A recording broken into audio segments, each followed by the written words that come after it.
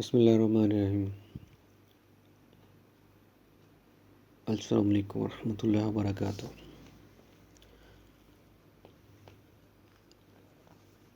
Liabilities को मैंने पहले डिस्कस कर लिया आपके साथ और अभी हम डिस्कस करना चाह रहे हैं classification of liabilities. Liabilities are classified into current liabilities and non current liabilities. जो करंट लायबिलिटीज़ हैं इनको हम शॉर्ट टर्म लायबिलिटीज़ भी कहते हैं और जो नॉन करंट लायबिलिटीज़ हैं इनको हम लॉन्ग टर्म लायबिलिटीज़ भी कहते हैं। अब लायबिलिटीज़ को हमने शॉर्ट टर्म और लॉन्ग टर्म में क्यों कैटेगराइज किया? क्योंकि हमने देखा होगा हमारे पास कुछ ऐसी लायबिलिटीज़ होती हैं जो हमें बहुत जल्द अदा करनी होती है विद इन शॉर्ट पीरियड, तो उनको हम कंसीडर कर लेते हैं ये करंट लायबिलिटी है।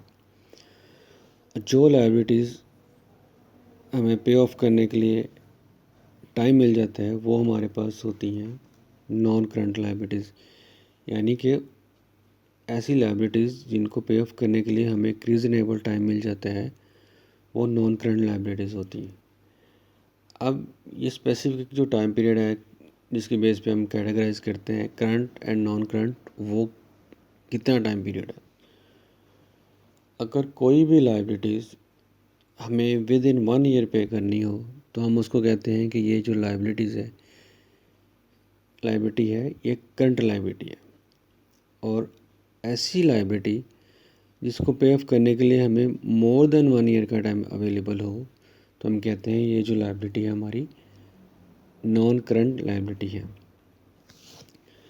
जब हम लायबिलिटीज़ को बैलेंस शीट में एंटर करते हैं, लिखते हैं, तो इसमें हम करंट और नॉन करंट को बिल्कुल सेपरेट करते हैं।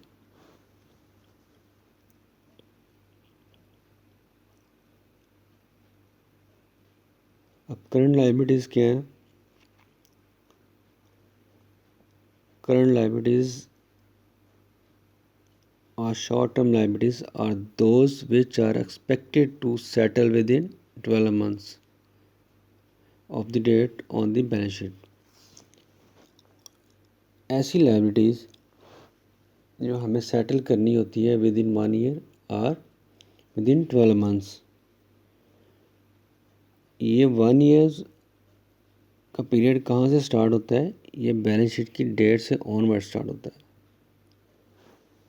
तो लिहाजा ऐसी लायबिलिटीज़ जो हमें विद इन 12 मंथ्स अदा करनी है वो लायबिलिटी हमारे लिए करंट लायबिलिटीज़ होंगी। ये ज़रूरी नहीं कि एट द 11th यानी 12 मंथ में अदा करेंगे, वो आफ्टर 1 मंथ भी हो सकती है, आफ्टर 10 डेज़ भी ड्यू हो सकती है। यानी मिनिमम पीरियड कुछ भी हो सकता है और मैक्सिमम जो पीरियड है वो 12 मंथ का है। इसके अंदर अंदर जो लायबिलिटीज़ होंगी वो आपकी करंट लायबिलिटीज़ होंगी। इनके एग्जांपल्स क्या क्या हैं? एग्जांपल में आता है account payable, accrued expenses.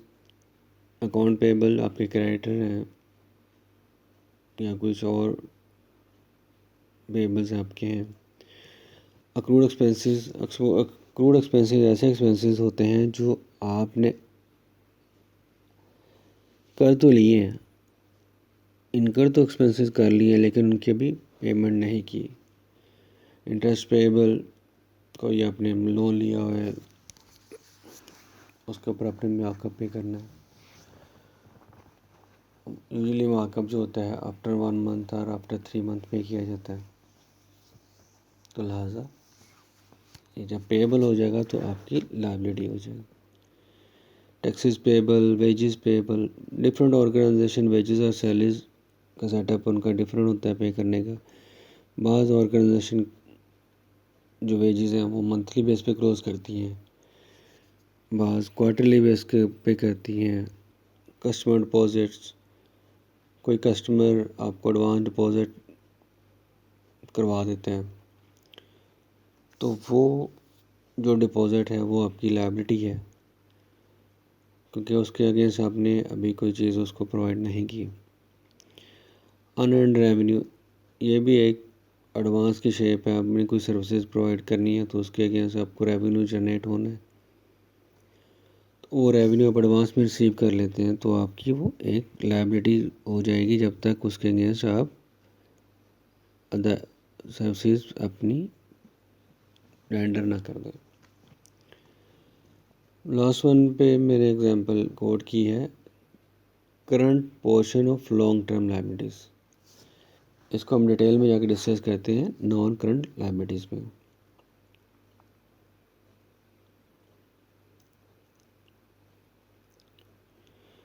Non current liabilities, non current liabilities कौन सी लायबिलिटीज़ होती हैं? ये ऐसी लायबिलिटीज़ होती हैं जो आपने आफ्टर 1 ईयर अदा करनी होती हैं, यानी आपके पास 12 मंथ से एक्स्ट्रा पीरियड होता है इनको अदा करने के लिए। तो ऐसी लायबिलिटीज़ जिनको पे ऑफ करने के लिए हमारे पास मोर देन 12 मंथ्स का पीरियड होता है, उनको हम कंसीडर करते हैं नॉन करंट लायबिलिटीज़ में। Non current liabilities refer to financial obligations of a company that are not expected to settle within 1 year, यानी ऐसी वो तमाम लायबिलिटीज़ जो 1 साल के अंदर सेटल नहीं होनी,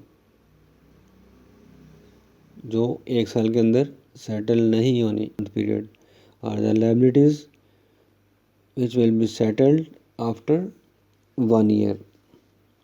तो इस तरह की जो लायबिलिटीज़ होंगी उनको हम कहेंगे non current liabilities. Non current liabilities की एग्जांपल क्या क्या है, यहाँ पे मैंने 3 एग्जांपल कोट किए हैं। इसमें लॉन्ग टर्म लोन्स हैं, कैपिटल लीज है, बॉन्ड पेबल्स है। कोई भी कंपनी ने किसी किस्म का लोन लिया है 5 साल के लिए, 10 साल के लिए, तो वो जो है वो आपका नॉन करंट लायबिलिटीज़ में आएगा। अच्छा, मैंने आपको बताया था current portion of long term liabilities.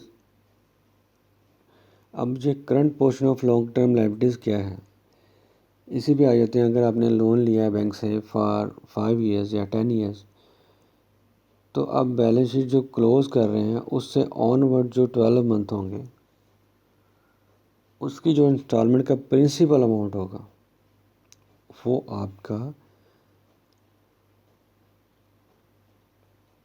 Current liabilities सवर किया जाएगा, उसको आप कहेंगे ये हमारी करंट लायबिलिटीज है।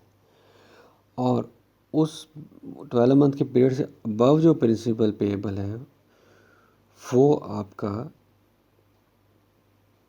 नॉन करंट पोर्शन है उस लायबिलिटीज का। यानी ये स्पेसिफिकली होता है आपकी पार्शल पेमेंट जो आप कर रहे होते हैं ना, डिवाइड करके ईयर्स पे, तो जो बैलेंस शीट से ऑनवर्ड 12 मंथ्स में पीरियड आता है वो उसके अंदर जो प्रिंसिपल की पेमेंट होती है वो आपकी जाएगी नॉन करंट लायबिलिटीज़ में। रेस्ट अमाउंट जो आपकी है अगले 2 3 4 साल की, वो आपकी जाएगी नॉन करंट लायबिलिटीज़ में। इंस्टॉलमेंट लोन पे और गाड़ियों पे जब लीज़ करते हैं तो उस पे इसकी सेग्रीगेशन की जाती है।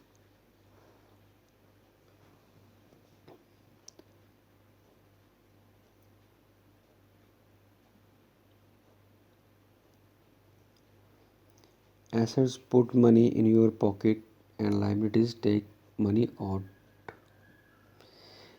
एक छोटा सा सेंटेंस था, मैंने यहाँ पे कोट कर दिया।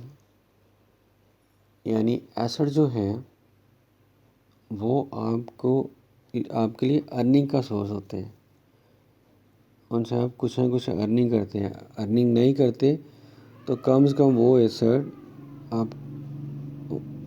जो होते हैं वो आपके लिए अर्निंग सोर्स होते हैं। अगर आप अर्निंग नहीं भी करते उससे तो वो कम एटलीस्ट सपोर्टिंग होंगे उन एसेट्स को जो आपको अर्निंग करके दे रहे हैं। लेकिन जो लायबिलिटीज़ हैं उसमें आपने पे करना ही करना। एक दफ़ा आपने कोई लोन ले लिया तो उस पर मार्कअप भी पे करते रहेंगे और प्रिंसिपल तो पे करना ही करना।